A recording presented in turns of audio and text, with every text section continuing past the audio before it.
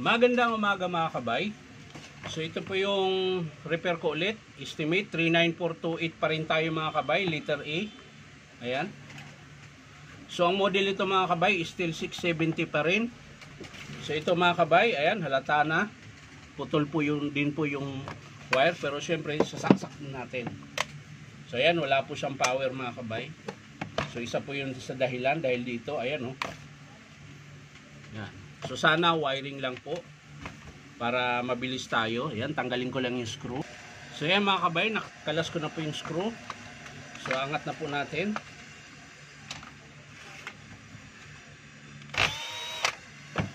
So syempre diretso tayo kaagad dito sa kanya naputol.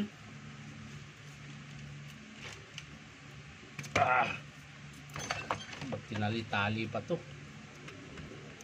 Kaya minsan napuputol dahil dito eh.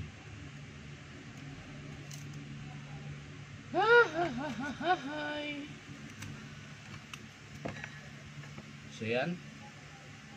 Diretso kaagad tayo dito dahil ito lang po yung nakita natin na dahilan kung bakit ayaw niyang gumana. So sana po puro ganito lang para mabilis.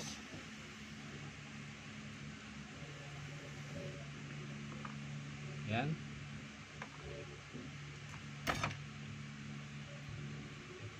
Para mabilis yung repair natin.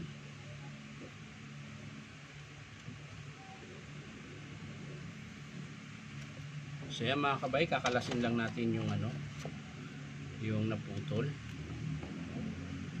Ayan, gamit lang po kayo ng flat screw.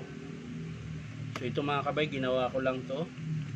Dating Phillips screw to mga kabay, napudpud na. So ang ginawa ko, inasa ko na lang yung gilid para maging flat screw siya na maliit.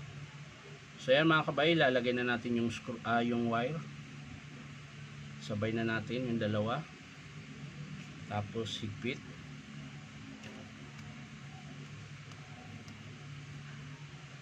Yan. Tamang-tamang higpit lang din mga kabay dahil plastic lang po itong housing nya. So ayan. Hindi na po yan makalas dahil meron naman po siyang cord protector. So hindi yan mababanat. Yan, lagay natin yung cord protector mga kabay. Cord lang pala. Tapos higpitan natin. Yan. So bago natin isara mga kabay, titesting muna natin kung yun lang ba talaga ang sira. So ayan mga kabay, sasaksak natin. Yun oh, gumana. So check natin yung apoy. Ayan, nakasagad po yan. Bawasan natin. Number 2.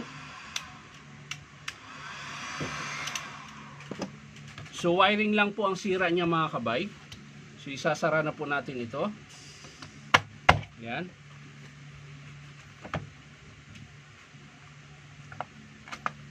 Tumabingi. Yan, lapat na po.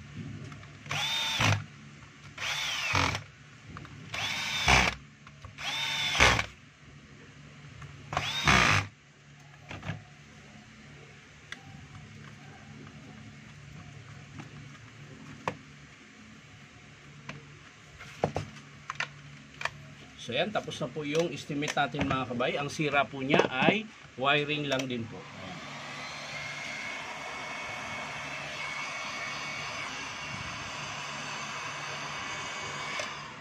So maraming salamat sa panonood mga kabay at palike and share na rin po.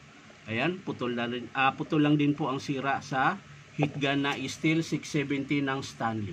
So yan lang mga kabay, maraming salamat sa panonood at palike and share. At syempre huwag kalimutang mag-subscribe sa aking YouTube channel na Inom Kabay kahit wala namang pang inom. Bye bye!